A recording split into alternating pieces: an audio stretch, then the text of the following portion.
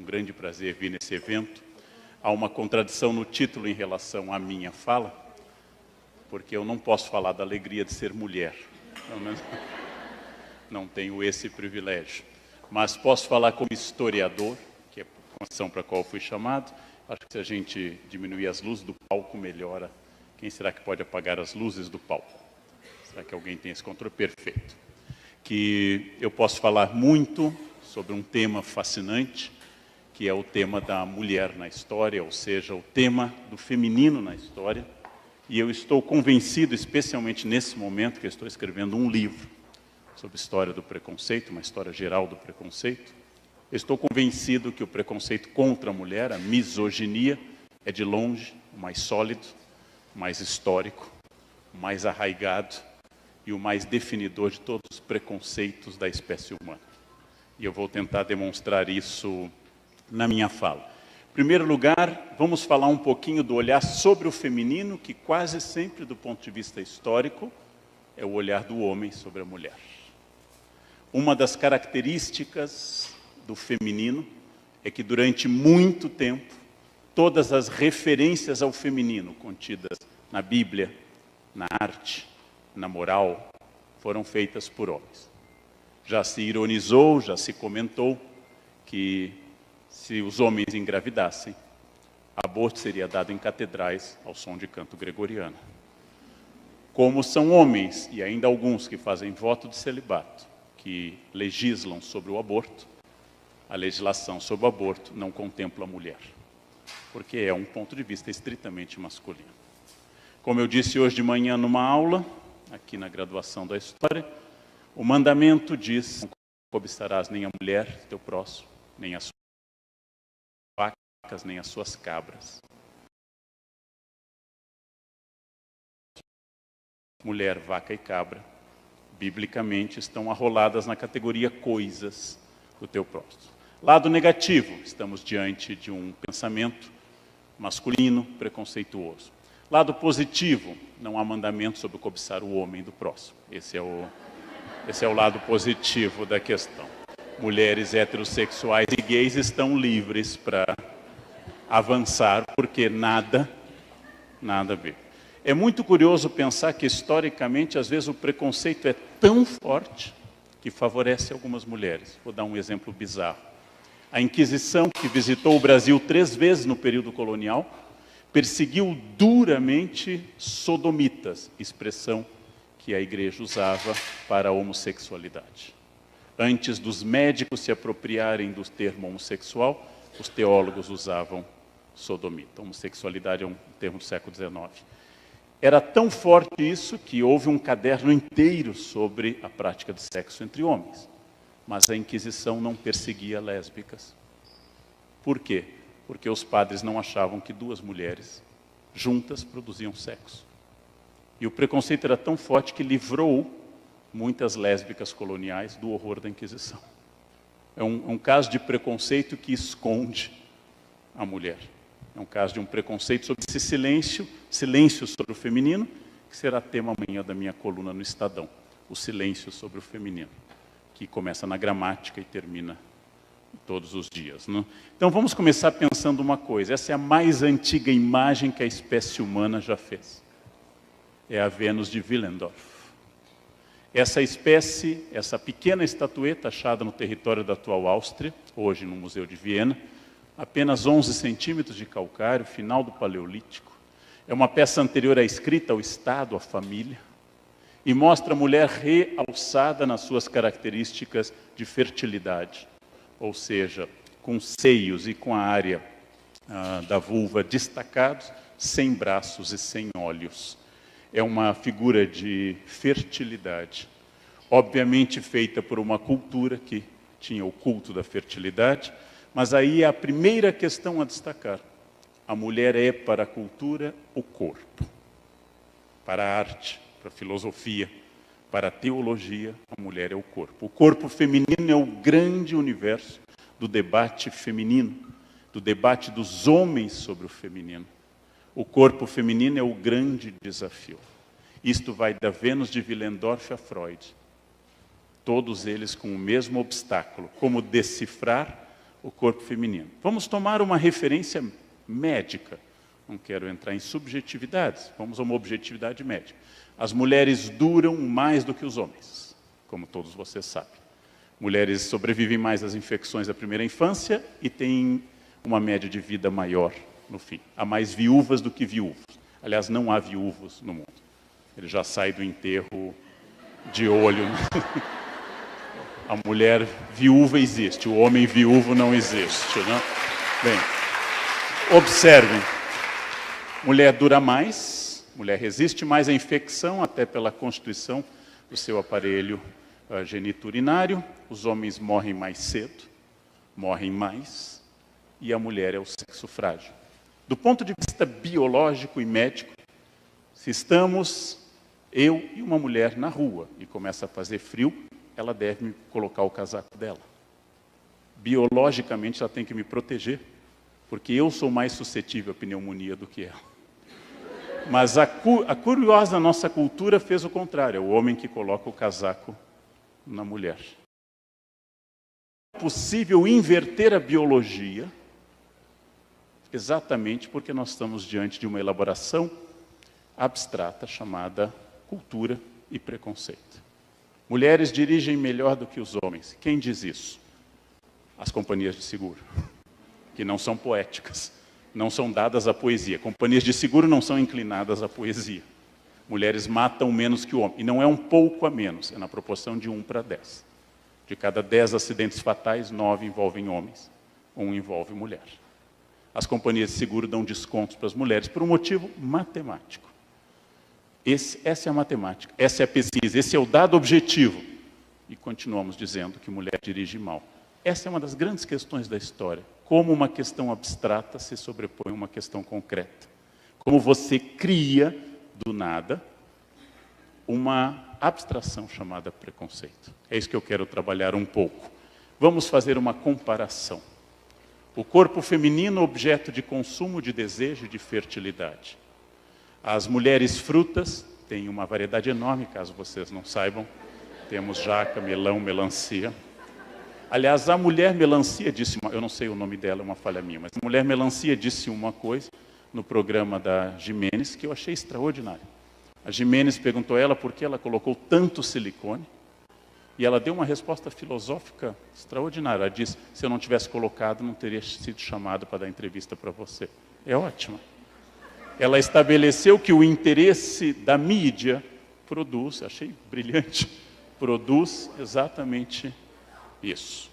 Se vocês puderem um dia analisar um soneto sobre o qual eu fiz um artigo, que é de uma grande mulher do século XVII, Sora Juana Inês de la Cruz, ela acusa num soneto, sendo freira, no século XVII do meio, a poesia se chama Homens Nécios, Hombres Nécios, ela acusa das mulheres terem que se tornar aquilo que os homens desejam delas. Se Sartre disse que o judeu é uma invenção do antissemita, é possível dizer que esse objeto é uma criação do olhar masculino. É a criação do olhar masculino que cria, inclusive, a pornografia, obviamente, ou a mulher objeto. Ou as mulheres clássicas, a Vênus pudica, que tapa sua área genital, e que é um modelo do feminino como Vênus. E aí, muito interessante, Vênus, em latim e italiano, Venere, de onde derivam doenças venéreas. A doença venérea é feminina. Ora, vocês vão dizer o óbvio, doença venérea não é feminina, ela é humana. Se transmite pelo sexo. Sexo, em geral, precisa 2. Em geral, não, mas não vamos nos deter em detalhes. Para transmitir doença venérea, precisamos de 2. Vamos definir pelo menos 2. E a doença venérea é feminina. Venérea de Vênus. É muito curioso isso. É muito curioso para vocês começarem a construir esses modelos dessas Vênus pudicas, mas que transmitem doenças. Doenças venéreas. Vênus vitoriosa, Vênus Vitrix, a mais famosa do mundo, a de Milo, no Louvre. Estátua helenística, que as mães francesas advertem às crianças que ela tinha o hábito de roer unhas, por isso chegou aqui, é bom exemplo para as crianças. E Eis a Vênus que mostra um pouco da nádega realisticamente, mas é a imagem da qual se retiravam as medidas para a Miss Universo. Era da Vênus de Milo. Agora vamos refletir sobre uma coisa. Por que eu digo que o olhar sobre o corpo feminino é decisivo e o olhar sobre o corpo masculino não é tão decisivo? Em toda a história do Brasil, desde 1889, antes ainda no Império, os homens, na sua imensa maioria, pelo tipo e a idade que assumiam o cargo, estavam homens fora de forma. Fomos governados por presidentes barrigudos historicamente. Historicamente, um homem que se torna presidente, algo pelo menos acima de 50 anos, apesar da idade mínima ser 35, quase sempre alguém fora de forma. Pouquíssimos presidentes da República eram vagamente esportivos. Figueiredo foi visto fazendo atividade, Collor gostava de correr, mas na média são estilo Fernando Henrique Lula. Homens estilo You've Had Better Days, aquele homem passado. Muito bem. A primeira vez que o corpo de um presidente entrou no debate público foi de uma mulher, Dilma. Não tem aqui nenhum ataque ou defesa do governo Dilma. Estou preocupado com a figura do feminino. O ataque ou defesa do governo Dilma é outra característica. Mas se comentava, fazia memes e se trazia sobre a dieta de Dilma, Dilma na bicicleta, Dilma acima do peso, Dilma magra e assim por diante. A barriga de Lula nunca, para ficar no mesmo campo semântico do PT, nunca entrou no debate. Por quê? Porque é o olhar masculino sobre o feminino. Cabe à mulher manter a boa forma. Ou seja, essa é uma ideia interessante, a Vênus mãe, a Vênus genetrix, ou seja, a Vênus mãe que é coberta, o mistério do feminino nas obras de Bronzino, nas obras de Tiziano. O mistério do feminino é juntar essas duas coisas contraditórias, a sedução sexual, a vaidade, com a maternidade. Quando a igreja apresenta um modelo de mulher aos cristãos, apresenta uma virgem. Uma Theotokos, uma mãe de Deus, Partenós, virgem. Ou seja, um modelo impossível de ser seguido. E na cabeça dos homens, provavelmente na cultura ocidental, nós definimos dois modelos de feminino. Ou a mulher é uma prostituta, ou é uma virgem. Ou ela é inteiramente pura, ou ela é entregue. São os dois modelos. As mulheres reais não existem. É a Vênus que nasce em Botticelli, a Vênus que nasce com seus longos cabelos soltos, sinal de que ela é solteira, a Vênus numa concha, símbolo da genitália feminina, a Vênus que nasce com anêmonas e rosas, com Zéfiro, Flora soprando sobre ela, a figura do feminino, platônico, distante, a figura que Rubens pintou, Rubens, grande pintor flamengo barroco, a figura do espelho, que até hoje é o símbolo do feminino. Vocês veem isso nos espelhos, nos banheiros e talvez não tenham se dado conta. O que define a mulher é o espelho. Quem tem filho homem sabe que o número de horas de um homem diante do espelho é gigantesco. Na adolescência, o tempo todo. O tempo todo. Porém, o que define o feminino é o espelho. Quem pintou isso? Rubens.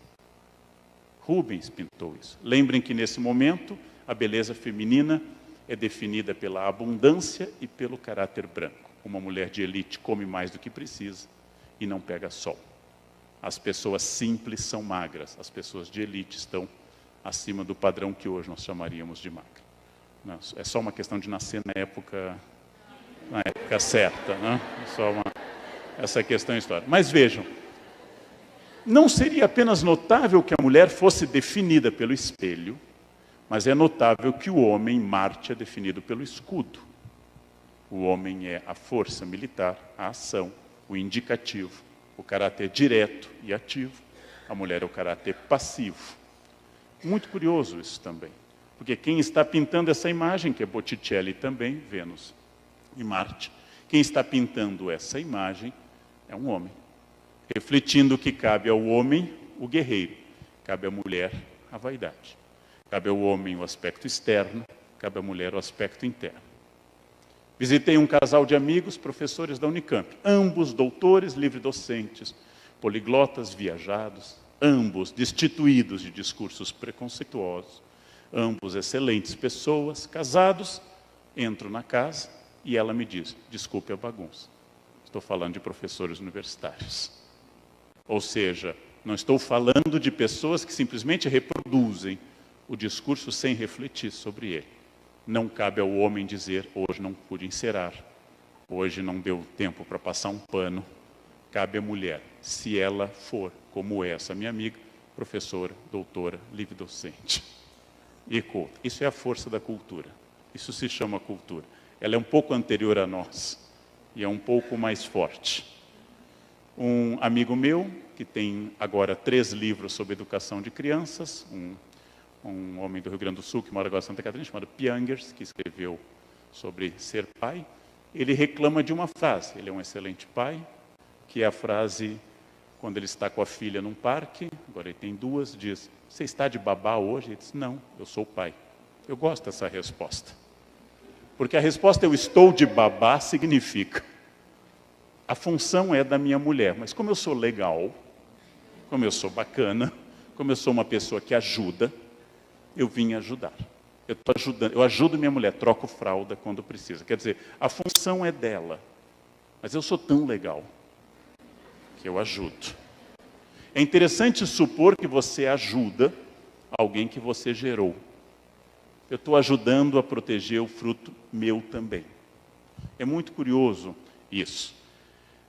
Bourdieu, o que seria, é um pintor acadêmico francês, fim do século XIX, o que seria o feminino? O feminino clássico é esse, sem pelos, sem divisão vaginal, sem lábios, sem nada, e, acima de tudo, com o cabelo comprido. O cabelo comprido é fundamental para o feminino, nessa definição.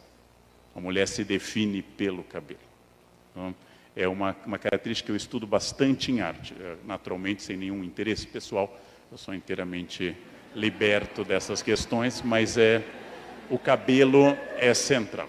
Um cabelo solto, comprido, oscilante, traz à tona uma outra questão para o Brasil. Quando eu cruzo, como eu comentarei amanhã no meu artigo, um preconceito terrível, a misoginia, um outro preconceito igualmente danoso, que é o racismo, para explicar que o Brasil é o país do mundo que mais produz e consome chapinha. Somos a terra da chapinha. Né? Antigamente, com soda cáustica, se alisava cabelo, com ferro quente. Ferro quente. Hoje, com a chapinha. Todas as pessoas têm direito, obviamente, a terem o cabelo na densidade, no tamanho, na quantidade de cachos que bem desejáveis. Mas sermos o paraíso da chapinha é um indicativo interessante. Num país em que o elogio aos olhos é sempre por serem claros. Que olhos bonitos, 2 pontos, verdes ou azuis. E aqui é o cruzamento de 2 questões, misoginia e o racismo. São 2 questões. Por isso nós temos ainda subdivisões. É pesado ser mulher no Brasil e é mais pesado ser mulher negra. Então nós temos uma sobreposição, qual nós vamos tocar um pouco. Um pintor ucraniano, famoso, com uma Vênus e seus cabelos. Jogar o cabelo é um tique que toda menina sabe, como parte de um instrumento de sedução. Jogar o cabelo, fazer para lá e para cá. Sei que não dá para imaginar em mim, mas é assim mesmo. Né?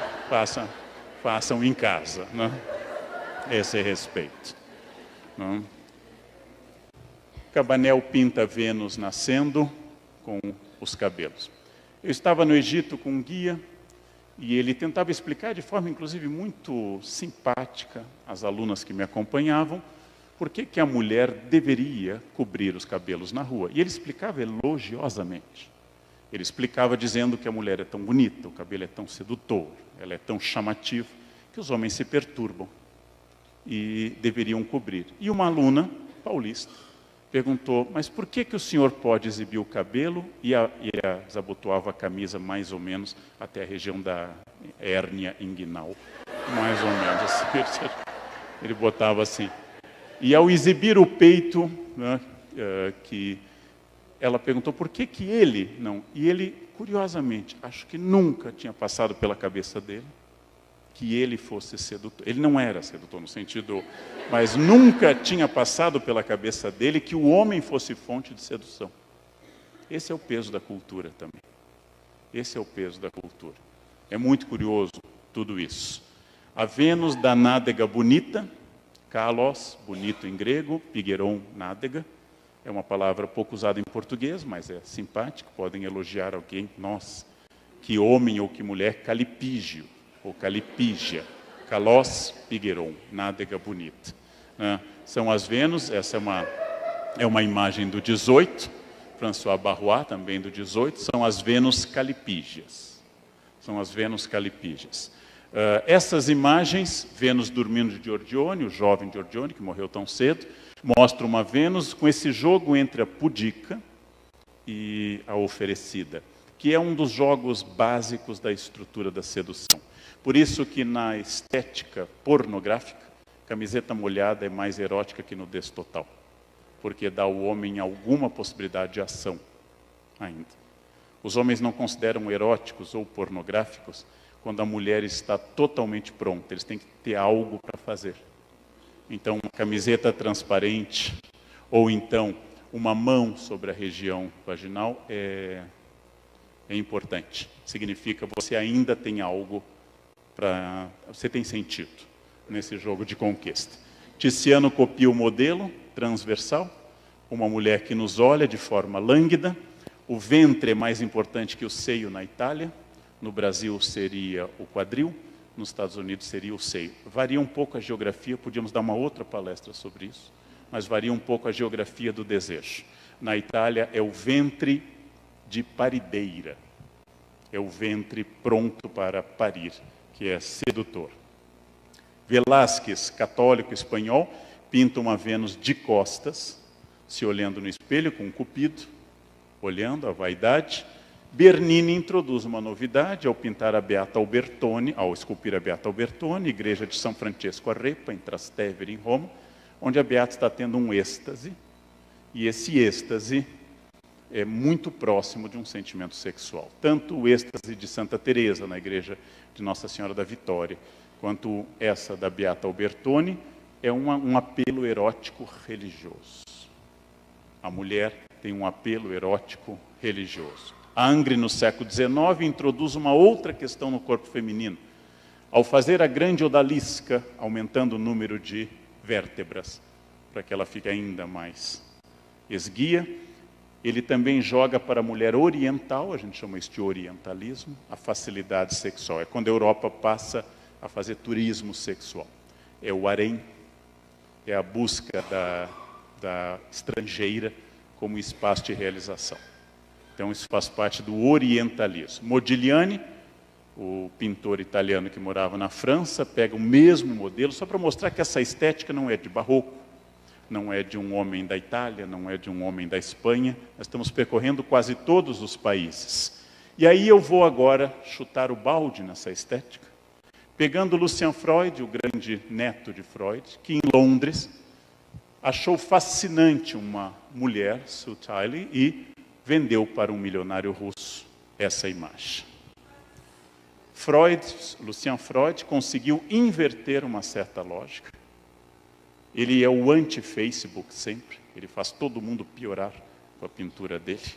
Ele é o anti-Photoshop, ele é o anti-tudo, né? Pintou a Rainha Elizabeth II, ela ficou horrorosa, ela é uma mulher média, ela ficou horrorosa numa imagem.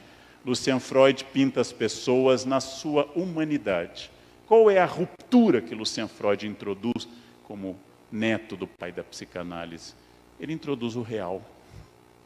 Ele não introduz o sedutor. Introduz uma mulher de 127 quilos, feliz e sem culpa. Introduz uma mulher que ele pinta mais de uma vez à vontade. Absolutamente indiferente ao jogo tradicional e entrando num outro modelo de sedução. E ainda assim ele a piora, porque ela é melhor do que isso. Não é uma mulher que use roupa larga ou preta ou listras verticais. é uma mulher feliz do jeito que ela está, e descansada e relaxada. Essa, a Biksu, como ele a chamava, é até melhor do que o que aparece nas imagens. E aqui está ela diante do quadro dela. Ela é uma mulher bonita e também pessoalmente feliz. Ela vive nos vernissagens dos quadros. Lucian Freud, que adorou, encontrou-a na saída de um metrô e passou a pintá-la compulsivamente. São estéticas reveladoras de uma característica nova, de uma característica que questiona a estética tradicional. Não se trata de disfarçar o gosto oficial através de eufemismos como plus size. Esse é um eufemismo. Não, ela não é gorda, ela é plus size. Aí eu prefiro o preconceito direto do que a palavra indireta.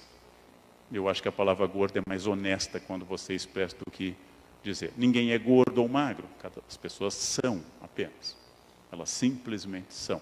Elas só se tornam gordas ou magras na comparação. E ela adorou a fama e se tornou uma modelo, inclusive. É muito interessante a história da Biksu para isso. Voltando, o quadro foi comprado por uma fortuna por um milionário russo. Está em Moscou hoje. Vamos agora pensar uma coisa mais direta. Eu tentei começar a nossa fala por um tema que depois serve para a gente refletir mais sobre o corpo feminino como um problema para os homens. Um grande problema para os homens. Ora, a primeira sensação humana que todos temos é que todos nós, sem exceção, temos a primeira experiência fora do corpo materno, chorando por termos sido desligados de uma mulher. Essa é a primeira sensação humana, comum a toda a humanidade. Ao ser separado de uma mulher, choras. Talvez esteja aqui a base de o fato de que o patriarcalismo e a misoginia tentam superar tanto a tradição matriarcal que dominou na pré-história, quanto a tradição de que as mulheres duram mais, ou que todos os homens foram criados por uma mãe maior, mais forte, mais inteligente e fonte da vida. Isso faz crescer com um déficit. Eu tenho a ideia de que esse déficit seja talvez na base até de grandes homens que pensaram muito para desconstruir o pensamento ocidental, mas derrapam de forma violenta quando tratam do feminino. Schopenhauer, grande desconstrutor do otimismo ocidental, diz: a mulher por natureza deve obedecer. Em nada se distingue da frase do apóstolo Paulo, de que assim como a igreja é a cabeça de Cristo, Cristo é a cabeça do homem, o homem é a cabeça da mulher. Mas vejam, há mais de 1.700 anos entre eles. Os homens são naturalmente indiferentes uns aos outros. As mulheres são naturalmente inimigas. Essa é uma construção masculina, reproduzida várias vezes. Mulher não tem amigas, tem rivais. Homens são fiéis, tem piadas sobre isso. E assim por diante. É uma construção. É uma construção. A maior fonte de inimizade na humanidade, que é a guerra, nunca é uma guerra entre mulheres. É muito curioso, mas de novo o preconceito resiste aos fatos. As guerras são feitas por homens e lutadas por homens. Nietzsche, mulheres são menos do que superficiais. Em que momento ele diz isso? Quando a única mulher que ele de fato amou, Lu Salomé, dá um chute nele. Achou chato, bigode excessivo, beijava mal, mandou pastar. Nietzsche sentiu aquela elbows pain, aquela dor profunda, e escreveu contra o feminino. É desonesto. Ele devia dizer: eu estou ressentido. Vocês têm de ter com mulheres, não se esqueça do chicote. É um dos aforismos de Nietzsche. É um homem que desconstruiu o pensamento cristão, é um homem que desconstruiu o pensamento ocidental, é um homem brilhante, tem passagens geniais, e quando vai se relacionar e dizer sobre mulheres, diz frases que caberiam na boca de um adolescente mal resolvido de 14 anos. Um pleonasmo, não? Isso. Sólida tradução. Cocteau, um homem alternativo, vanguarda, século XX. Há três coisas que jamais compreendi: o fluxo e refluxo das marés, o mecanismo social e a lógica feminina. A mulher é, reconheçamos, um animal inepto e estúpido, ainda que agradável e gracioso, diz o maior humanista do século XVI, Erasmo de Roterdã, e autor do Elogio da Loucura. Vocês podem captar dezenas de pensamentos misóginos em pessoas que em outros campos foram geniais. A imbecilidade patriarcal ou machista não respeita doutorado, como vocês já sabem na Unicamp. O patriarcalismo não desaparece com o estudo. O patriarcalismo não some com a livre docência, nem com a titulação. Pelo contrário. A posição e o cargo reforçam essas questões, com exceção das pessoas com quem vocês convivem aqui, né? Eu quero chamar a atenção, o nosso objetivo é vasto, daria muitas horas. Eu quero chamar a atenção de uma outra questão importante. As conquistas no campo da legislação sobre as mulheres nunca foram historicamente fruto da boa vontade masculina. Não há nenhum caso conhecido que os homens, dizendo, acho que exageramos, façamos uma lei a favor das mulheres. Não, sempre foi fruto da pressão feminina. Quando se faz a comédia A Greve do Sexo, que as mulheres de Atenas se recusam a fazer sexo, Lisístrata, se recusam a fazer sexo por causa da guerra, de lá até as sufragetes do fim do século XIX e início do século XX, o voto feminino nos Estados Unidos, 1920, no Brasil, 1932, o Código, 34, a Constituição, ou na Suíça, em alguns cantões, 1987, é incrível. Há cantões da Suíça que os últimos cantões a aprovar são de 1987. Bem, quando se dá o voto às mulheres, nunca é porque os homens amanheceram felizes, com índices glicêmicos altos, inclinados às mulheres. Não. Foi porque a manifestação continuava tão forte que não foi possível evitar. As marchas femininas pelo voto não foram, quando a gente olha para essas heroínas do início do século, as sufragetes, vocês devem levar em conta que elas enfrentaram prisão, repressão e campanha. O lar de uma sufragete. Depois de um árduo dia de trabalho, o homem chega a casa, a roupa não foi lavada, a filha está chorando, ele não tem comida e o gás está apagado. E lá está o cartaz, voto para as mulheres. Ou seja, essa é uma campanha dura. Essa é uma campanha dura. Onde a gente nota eco dessa campanha? Seu marido separou, a culpa foi sua. Você não soube segurar. A responsabilidade por segurar é da mulher. Um homem tem que ser seguro pelo afeto, pelo carinho permanente, pela simpatia, pela comida e pelo cabelão, que nós já especificamos. Essas campanhas, elas têm, podíamos fazer uma palestra só sobre essas campanhas, são as campanhas que associam divórcio, destruição do lar, fim da educação, tudo isso em nome da consciência política. Vejam, 2 passaram o dia fora, o homem e a mulher. Mas a culpa do caos da casa é da mulher. Nós estamos em 1902. Em 32, quando foi eleita nossa primeira, ou teve chance de eleição, nossa primeira deputada, a doutora Carlota Pereira de Queiroz. Aqui está a cena da Constituinte de 34, e a doutora Carlota se destaca esteticamente de todo o universo. É uma mulher notável pelo pioneirismo como deputada, infelizmente também envolvida em legislações racistas, de restrição à migração japonesa, e coisas que eram comuns na década de 30, mas não a tornam uma heroína total como a gente gostaria.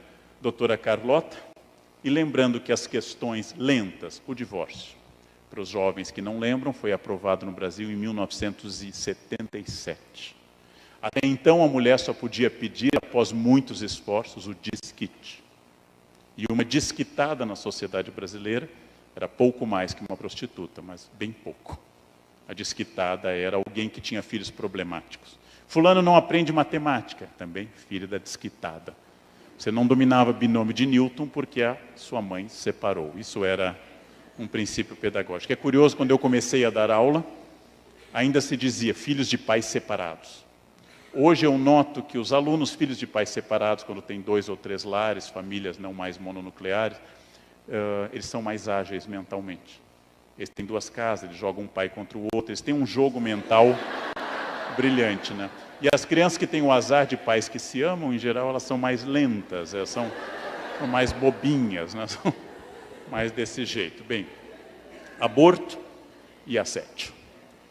Todas essas questões que dizem tanto para o universo feminino são muito lentas. Vocês acham o Brasil tardio? A lei do Nelson Carneiro é de 77. Lembrem que a Argentina foi esperar mais uma década ainda por isso. Argentina e Chile foram ainda posteriores ao Brasil. Entre isso e a proposta do meu psicanalista, o Contado Caligares, que casamento a gente podia terminar com o WhatsApp, é a proposta dele. Não gosta mais, manda um WhatsApp, deu, valeu. Eu acho isso interessante. Né? É prático, é fácil. E tem a união que é dos Yanomami, estudados por um antropólogo norte-americano.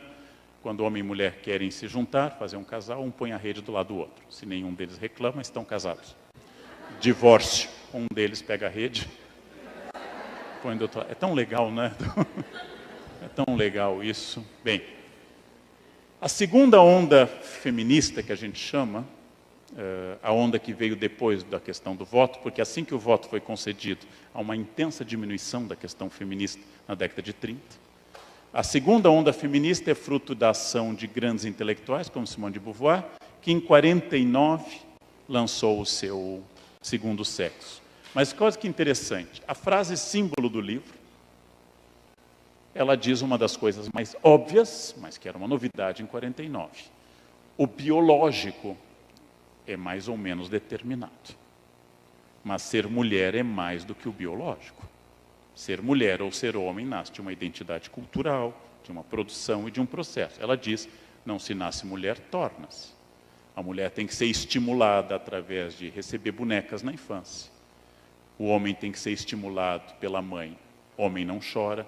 Eles vão sendo estimulados a um comportamento. Ninguém nasce homem, ninguém nasce mulher. Eu nasço biologicamente, XX ou XY.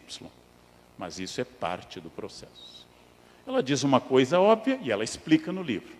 O mais espantoso, gente, não é que em 49 isso fosse revolucionário. É que no Enem de 2015, essa frase, de 49. Bom, como o Brasil descobriu a Guerra Fria agora, descobriu que o mundo tem comunistas e não comunistas, nada como o mundo agora descobrir Simone de Beauvoir. Em breve descobriremos Rousseau, Montesquieu. Nós estamos indo em busca dessas vanguardas. O que me espanta é como isso causou esse incômodo. Como escreveu uma especialista, e eu endosso inteiramente, perguntada sobre quantos gêneros nós temos na espécie humana. Ela falava sobre gêneros, ela parou e pensou, provavelmente nesse momento 7 bilhões. Hoje no mundo nós temos 7 bilhões de gêneros. Agrupados, grosso modo, em 30 ou 50 subgêneros.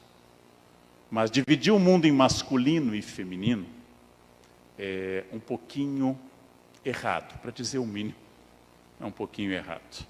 Mas vamos continuar. A identidade de gênero ao nascer, todos os culturalistas, como Michel de Foucault, todos os pós-estruturalistas vão insistir isso na sua história da sexualidade. Gênero é ensinado.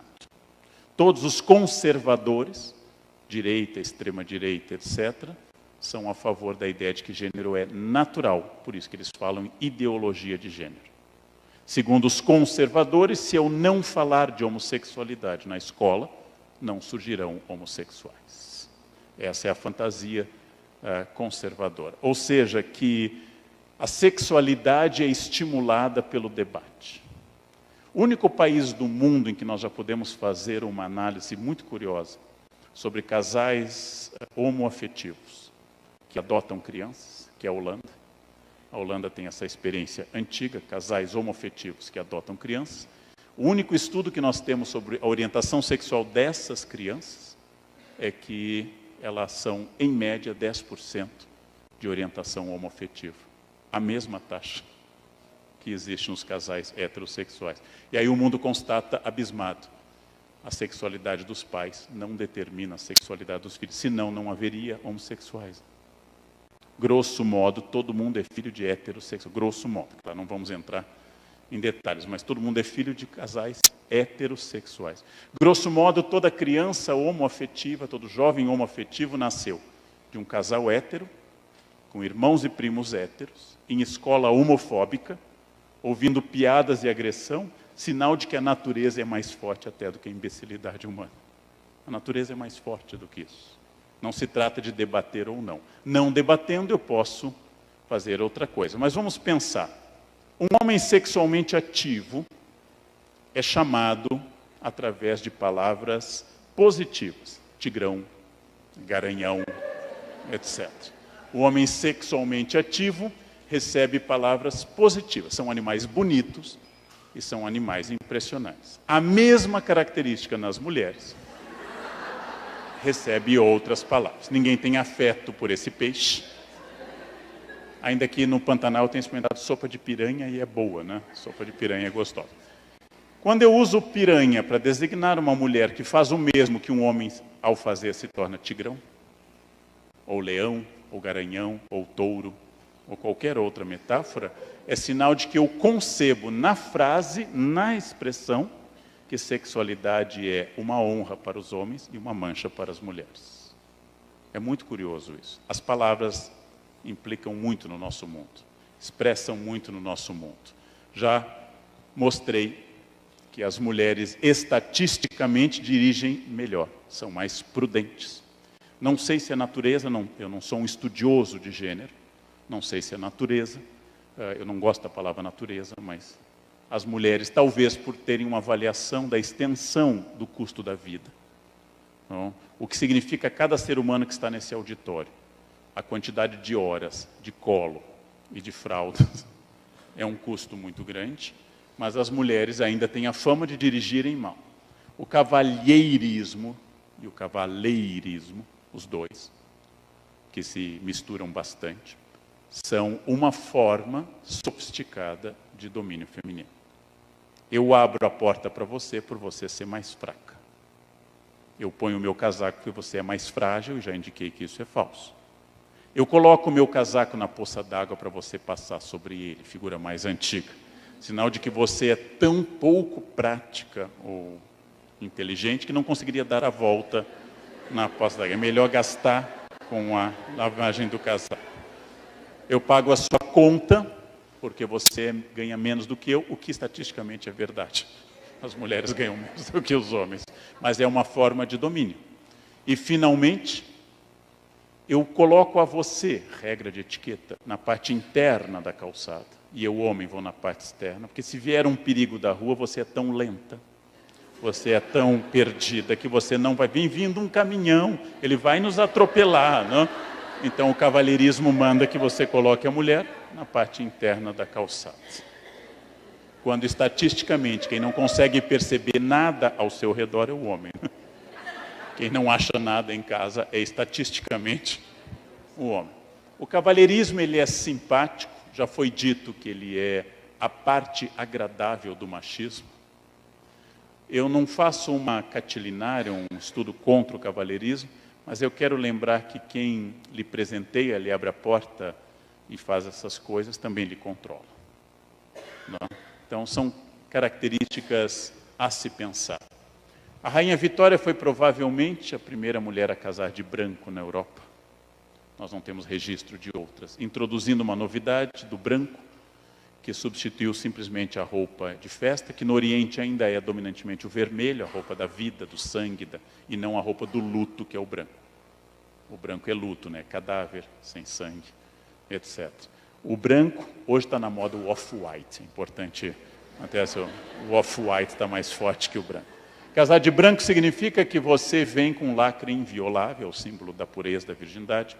As jovens anotem a palavra virgindade, depois a gente procura no Google. Os mais velhos, como eu, lembram, mas os jovens não lembram mais. Meus professores na França diziam que virgem, um homem e uma mulher virgem, são uma criança feia de 7 anos. Aí é virgem. O branco, mas vejam a simbologia do casamento. A noiva é trazida pelo pai, o seu dono até então. É levada até a frente e entregue a outro homem. O noivo vai sozinho ao encontro dela. É uma simbologia. A bênção da fertilidade na Igreja Católica e na Judaica é dada sobre a mulher, já que a infertilidade na Bíblia é exclusivamente feminina. Permite-se o divórcio de um judeu religioso mediante a infertilidade que é sempre da mulher. Não existe infertilidade masculina no discurso religioso. É um dos motivos para o divórcio. E como vocês sabem, ao contrário da década de 60, nós estamos num momento mais careta da história. Há mais gente querendo casar agora do que há 50 anos.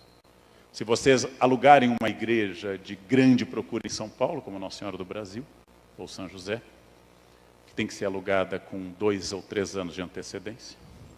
Se vocês alugarem uma igreja dessa e romperem o noivado, é melhor manter alugado e achar um outro. É mais fácil hoje achar um outro marido do que um lugar na igreja Nossa Senhora do Brasil. Aqui vai o meu conselho, caso seja um desejo de vocês. Eu diria, isso é subjetivo, vocês podem contestar imediatamente, que ao contrário da década de 60, a fase atual que é mais conservadora, as netas têm o mesmo sonho das avós, casar de branco na igreja, com um marido rico e bem-sucedido. Na média, isso é muito mais forte do que em 1968, por exemplo. Muito mais forte. As igrejas estão lotadas e ninguém está casando de vermelho. Está cada vez mais cafona o casamento. Tem até agora... Tem drone. Vocês já viram? Cerimônia de casamento com um drone. A cafonice está se sofisticando. A ideia de filhos e casa continua sendo atribuída às mulheres. 2 pais trabalham, criança passa mal. Nunca se liga para o pai. Nunca se liga para o pai. Quem tem que abandonar o trabalho? Nunca será o pai. Sempre será a mãe. Significa que mesmo as chefes mulheres e as próprias mulheres continuam considerando que o filho é uma responsabilidade do feminino. Continua sendo assim. E aí é um ponto que é comum. Como vocês sabem, há judeus antissemitas, há homossexuais homofóbicos, há negros racistas e há mulheres misóginas. O preconceito é uma coisa tão forte, tão sólida, que provavelmente ele atinge também a vítima. Aliás, é sempre perigoso dizer o que eu vou dizer. Eu vou explicar várias vezes, mas é perigoso. Para que o preconceituoso possa existir, uma parte da vítima tem que concordar com ele. É perigoso, porque parece aquele discurso que a culpa é da vítima.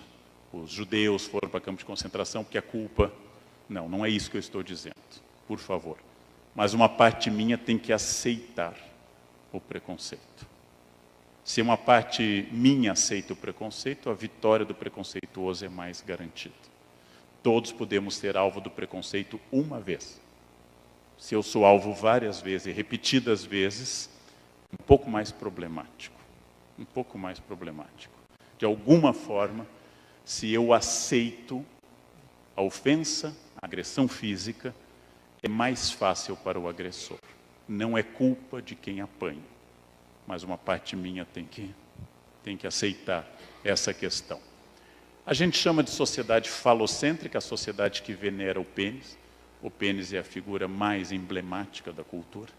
Homens se preocupam enormemente. Uma das coisas mais fascinantes, eu que lido com alunos, é a grande fantasia dos jovens de ter sexo com várias mulheres, quando na sua quase totalidade não dão conta de uma, mas tem a fantasia de ter várias ao mesmo tempo. É interessante isso, né? Não um harém, 4 ou 5 mulheres, não conseguem uma. E é interessante essa fantasia, mas é a fantasia que, aí eu vou invocar Simone de Beauvoir, é preciso também, a Betty Friedan diz que o lar é um campo de concentração confortável, é preciso também lembrar, falando não em nome dos homens, não tem essa procuração, mas que os homens sofrem o peso do machismo. Eles não podem chorar, eles não podem ter dúvidas, eles não podem fracassar, eles não podem não ter ereção na hora correta, eles não podem ser humanos, eles são educados para isso. O que ajuda a explicar que das 9 pessoas que se matam a cada 100 mil no Brasil, censo de 2010, 7 sejam homens e 2 são mulheres. A sociedade que é terrível no seu preconceito com as mulheres, também é pesada sobre os homens, porque eles não podem falhar. Eles não podem falhar. Isso não justifica nada, mas tentem entender quando a Simone diz, por exemplo, é preciso defender as mulheres, inclusive para que os homens sejam libertados do peso de oprimi-las. É preciso isso também. Gandhi dizia, precisamos libertar a Índia, para que os ingleses não precisem ser imperialistas também. Para que os ingleses sigam o seu destino. Então, obeliscos, que do Egito Antigo até Buenos Aires, são quantos? Vocês não imaginam nenhum monumento que não seja fálico. Não há nenhum monumento feminino. Esse é o nosso falocentrismo. Bem, vamos agora para alguns dados preocupantes. Uma mulher é espancada no Brasil a cada 15 segundos. As agressões são diárias em 64% dos casos e o companheiro é a maioria absoluta. Esses dados vêm à tona no momento que a Lei Maria da Penha não apenas abriu mais um caminho, mas a Lei Maria da Penha permitiu que a gente tivesse acesso a mais dados. E aí vem o dado mais impressionante para mim. Isto é exclusivamente das mulheres que vão à delegacia. Isso não deve ser a totalidade. Infelizmente, suspeito que há muito mais do que isso. Ou seja, assim como eu meço o contrabando pela quantidade de peças apreendidas pela Polícia Federal, e não por aquelas que passam diariamente pela Ponte da Amizade, eu estou medindo a agressão do feminino pela Secretaria Especial de Política para as Mulheres. A Lei Maria da Penha deu um passo importante, e esse passo foi nos permitir ter uma extensão desse feminicídio que existe no mundo. A quantidade de mulheres, e aprendi isso com uma colega especialista, que apanha independe da classe social. Há burguesas que apanham, há profissionais liberais que apanham, há médicas que apanham, e há operárias e domésticas que apanham. A ideia de que as pobres apanham mais é uma fantasia. Infelizmente, é democrático e generalizado. Bom, e aí uma reflexão subjetiva, podem contestar à vontade. Não existe o homem agressor de uma vez apenas. Não existe. Quem bateu uma vez tem um potencial. Se você perdoar, é um exercício de cristianismo muito bonito. Mas vá até o fim na cruz, porque você vai morrer crucificado. Se você perdoar. Quer dizer, é exatamente o fato de que o surgimento das delegacias da mulher, porque antes a mulher tinha que enfrentar um delegado que ia perguntar se ela deu motivo para apanhar, é uma delegacia da mulher, é uma Lei Maria da Penha, e é uma novidade, que talvez algumas não saibam, e alguns não saibam, de que a mulher, uma vez denunciada, ela não pode voltar atrás, que era a coisa mais comum. Ela denunciava o companheiro, no dia seguinte apanhava mais um pouco, sofria uma chantagem emocional, ou o marido fazia as crianças chorarem, ela voltava à delegacia e retirava. Denunciado o crime da agressão, o delegado ou a delegada não podem retirar porque é crime público. Tem que ser investigado. E tem que ser muito investigado. E tem que ser muito punido. Então, essa é uma questão importantíssima. Encaminhando à conclusão, nós temos desafios enormes. Amanhã, no meu artigo no Estadão, eu faço um apelo a uma campanha de doação de fundos para a Fundação Maria da Penha. Porque eles estão com problemas de fundos. Todas as atividades, por vários motivos, no último ano perderam verbas. Por vários motivos. A orientação política atual é de não dar verbas para instituições assim. Por vários motivos, a Fundação Maria da Penha no Ceará está sofrendo contenção de verbas. Há um desafio permanente, que é o desafio de debater, fazer, pensar, levar adiante, o desafio de traduzir questões que afetem as mulheres e aos homens. Há pouco, estava num debate sobre o termo feminismo, e é muito curioso porque o termo feminismo começou a assumir, recentemente, leituras totalmente negativas. Inclusive, eu não sou feminista, eu sou feminino. Essa é uma das bobagens que devia ser mais evitada na boca de todo mundo. Tem coisa que a gente não devia dizer para não passar muita vergonha. Essa é uma delas, né? Tem coisas que são relativas, tem coisas que são absolutas, mas essa a gente deveria evitar. Feminismo é a luta pela igualdade humana. Feminismo é obrigatório para homens e mulheres. Feminismo é um sentimento necessário e indispensável para a dignidade humana. Feminismo não interessa às mulheres, interessa à sociedade. E eu queria recomendar o que eu li há apenas uma semana, o livro de uma autora da Nigéria, que eu conhecia por um TED há 4 anos, de 2013. Essa autora fez um livro traduzido agora, que é para educar crianças feministas. Recebi a indicação desse livro, li, gostei muito. Ela é autora de vários outros livros muito bons, como Hibiscos Vermelhos, etc. Mas esse livro em particular, um livrinho fininho, traduzido agora, ela diz que pais e mães têm que criar crianças feministas. E uma das frases dela eu coloquei na minha fanpage, que tem agora quase 900 mil pessoas. Uma frase também óbvia. Eu tenho que dizer às meninas em particular que o casamento não é um destino.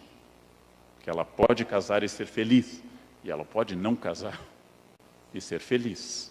E ela pode casar e descasar várias vezes e ser feliz. Eu acrescentaria, eu tenho que transmitir a ideia que até casando ela pode ser feliz. Quer dizer, essa é uma ideia revolucionária que eu estou lançando, né? É possível ser feliz no casamento. Há notícias, há casos, poucos, mas há casos, de que o casamento pode ser um ambiente de felicidade. É possível. Há dezenas de respostas no meu Face dizendo, eu nunca vou dizer isso à minha filha. Ela tem que entender que ela tem que casar. É assustador, 2017. É assustador. Quem acompanha sabe que aconteceu isso no meu Face. Dezenas de pessoas. Essa mulher desencaminha os filhos. Ou seja, encaminhar os filhos é encaminhá-lo para o destino. No momento que eu coloco que a essência se antecede à existência, e contrario a ideia de Sartre, que primeiro vem a existência, depois a essência, eu estou dizendo, se você não casar, você será incompleto. Se você não tiver filhos, você será incompleto. Se você casar e tiver filhos, você será feliz. Essas afirmativas são ingênuas. E elas não batem com a realidade. Para encerrar, eu recomendo muito a leitura desse livro, ela escreve muito bem. Quem lê em inglês vai descobrir um inglês também muito simpático e fácil de ler. Para encerrar, vou lembrar um dado IBGE de 2010. O casamento é aparentemente uma iniciativa feminina, já que as mulheres colocam o dia da noiva, as mulheres controlam o processo do casamento. Uma noiva entra senhora de si na igreja. Ela escolheu as flores, as roupas, o padre, o pastor. O homem entra admiradíssimo de tudo, né? Ele não tem a menor ideia do que está acontecendo. Ele entra olhando para tudo. O homem chora em casamento, mulher jamais, né? O homem está emocionado, é uma novidade para ele. Ele foi convidado porque é importante ter um homem. Mas o mais importante nisso, curioso, a mulher é responsável, segundo o IBGE 2010, por 75%, 75,4% dos pedidos de divórcio litigioso no Brasil.